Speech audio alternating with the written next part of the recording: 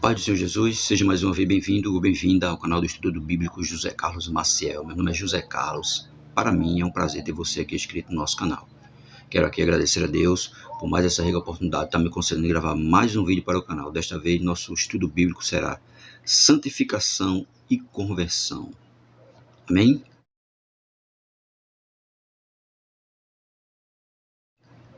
Agradecendo a você que se inscreveu recentemente no canal, você que tem curtido, comentado, continue fazendo isso, que é para que o YouTube entenda que esse vídeo é útil e indique o canal para mais alguém.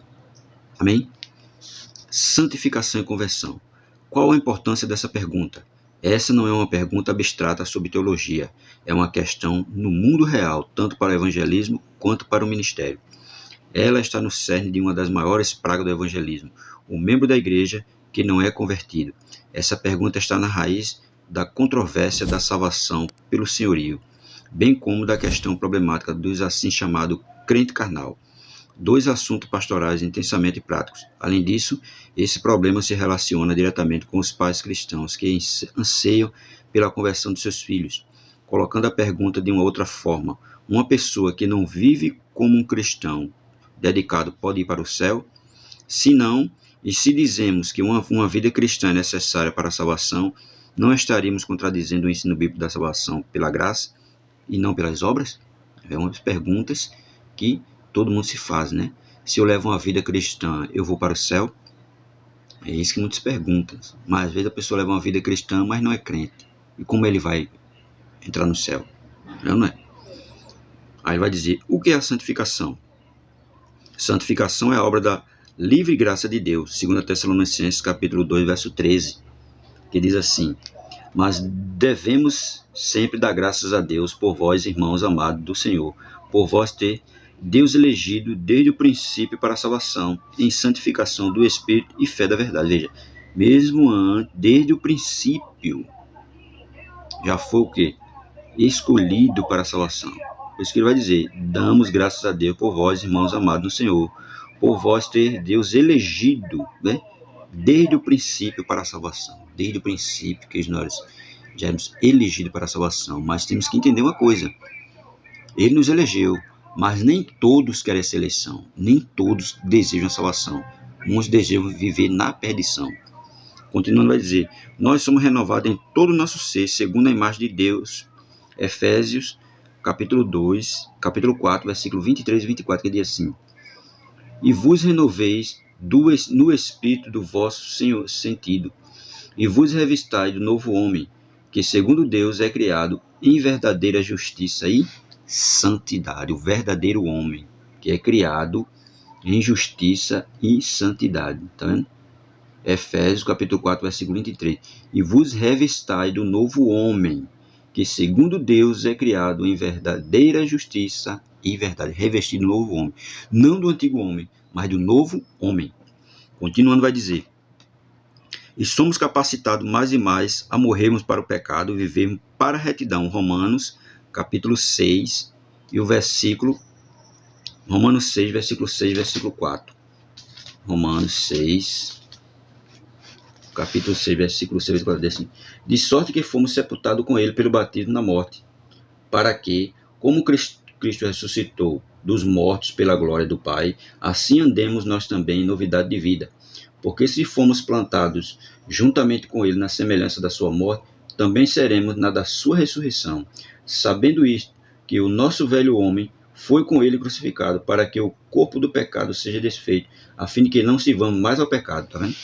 O velho homem foi com ele crucificado, para que não, né? A fim de que não sirvamos mais ao pecado, mas sirvamos a Deus. Romanos capítulo 6, versículo 4 a 5. Isso é idêntico às Isso é, regeneração é o novo nascimento, santificação é o crescimento que necessariamente resulta dele, né? Há uma regeneração, em seguida há uma santificação. Um ligado com o outro. Por isso que ele diz, né? Regeneração é o novo nascimento, santificação é o crescimento necessariamente que resulta dele. A justificação é a declaração de Deus de um pecador que crê é justo por conta dos méritos de Cristo imputado a esse pecador. É claro, o pecador ele é justo por conta de tudo que Cristo fez na cruz, por ele. Porque Jesus foi à cruz para perdoar os pecados dele. Então, ele diz aí, o pecador é declarado justo, né? É declarado justo. O pecador que crê é justo por conta dos méritos, não do pecador, mas de Cristo na cruz do Calvário. A santificação é o crente saindo do tribunal onde Deus, de uma vez por todas, o declarou justo, imediatamente iniciando o processo pelo qual o Espírito de Deus o capacita a cada vez mais se conformar à justiça de Cristo, se conformar à justiça de Cristo, tanto internamente quanto externamente. É claro que ele vai aprender que a justiça de Cristo foi quem perdoou todos os seus pecados. A justiça de Cristo foi quem concedeu a regeneração a ele. A justiça de Cristo é quem está santificando ele. Aí ele vai aprender e vai se conformar com isso. Se conformar que nada foi feito através dele, mas tudo feito através de Jesus. Continuando, vai dizer, Jonathan Eduardo falou sobre o inevitável desejo do cristão pela santificação. A natureza de alguém que é um recém-nascido espiritualmente é ter sede de crescer em santidade, assim como é a natureza de um bebê recém-nascido, ter sede do leite de sua mãe. O processo é progressivo, mas nunca é completo nesta vida. A santificação é finalmente completa na glorificação, é claro. Porque o novo convertido, ele sente desejo de aprender mais e mais de Cristo. E ele sente o desejo de crescer espiritualmente. O desejo de aprender mais a palavra, de estudar a palavra, de participar dos cultos das igrejas, para ir aprendendo, para ir crescendo. Né? 2 de Pedro, capítulo 3, verso 18, vai dizer o quê? Crescer na graça e no conhecimento. E é isso que o novo convertido faz, ele vai crescendo. Crescendo em graça e conhecimento. E é isso que a santificação vai fazendo em nós. Vai nos estimulando, nos impulsionando através do Espírito Santo a crescer mais e mais em Cristo Jesus. Continuando. Em um sentido, podemos dizer que a santificação não tem nenhuma relação com a regeneração ou com a justificação. E ainda assim, podemos dizer que ela tem toda relação com o fato de alguém demonstrar que já as experimentou, tanto a regeneração como a justificação. Aí ele vai dizer, semelhante a nós, sabemos que já passamos da morte para a vida, porque a carta de Paulo disse aos crentes de Tessalônica, Deus vos escolheu desde o princípio para a salvação pela santificação do Espírito e fé na verdade. 2 Tessalonicenses, capítulo 2, verso 13. A experiência da salvação começa com a regeneração e a justificação, porque ele é regenerado quando aceita Cristo e ao mesmo tempo justificado por Deus. Né? Tudo isso acontece num momento só. Contínua a santificação e a completa na glorificação. Todos que são regenerados e justificados estão sendo santificados. Todos que estão sendo santificados serão finalmente glorificados, embora possamos distinguir entre regeneração, justificação e santificação e glorificação. Nós não devemos separá-las. Em outras palavras, a pessoa que verdadeiramente experimenta uma, irá experimentar todas elas, e na ordem que está listada. Primeiro, regenerado. Segundo, justificado. Terceiro, santificado. E por último, glorificado. Por quê? Porque regenerado, porque ele aceitou a Cristo. Justificado, porque ele foi justificado por Deus. Deus perdoou todos os seus pecados. E santificado, porque ele está em processo de santificação. E glorificado, porque ele vai ser glorificado na volta de Jesus Cristo. É isso que vai acontecer. Então, elas estão correlacionadas, andam juntas. Regeneração, justificação, santificação e glorificação. Né? Porque ele vai dizer, nós não devemos separá-las. Em outras palavras, a pessoa que verdadeiramente experimenta uma, irá experimentar todas elas. Quem experimentou a regeneração, vai experimentar a justificação, santificação e glorificação. E na ordem que está listada. É isso que vai acontecer. Mas para isso acontecer, é preciso que nós permanecemos em Cristo Jesus.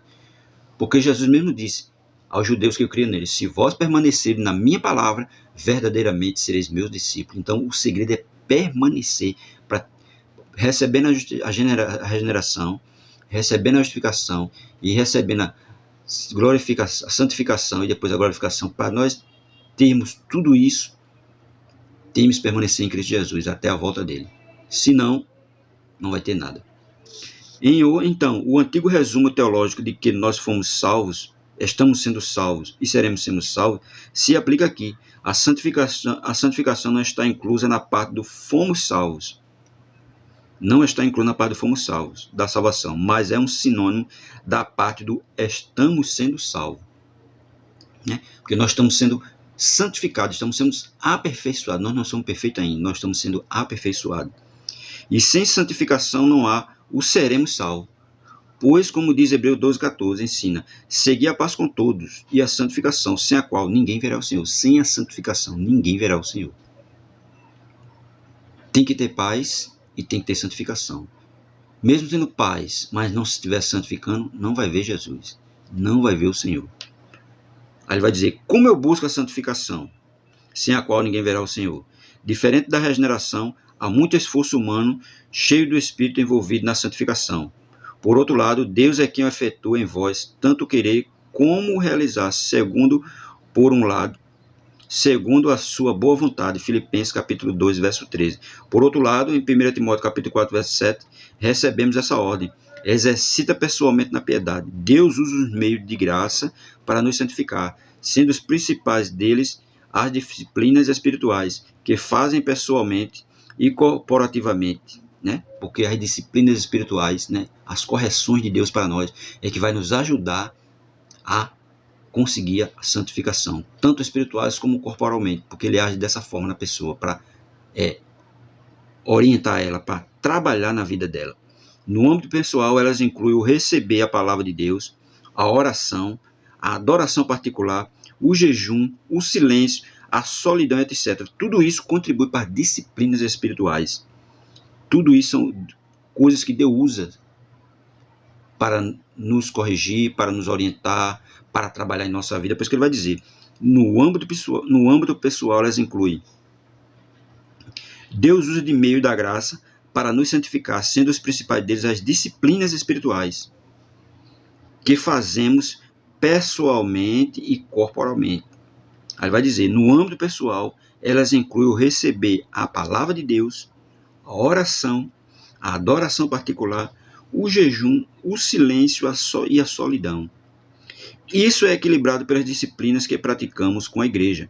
A adoração pública, o ouvir a palavra de Deus pregada, a oração corporativa e a comunhão. Orando com toda a igreja, recebendo a palavra pregada com toda a igreja.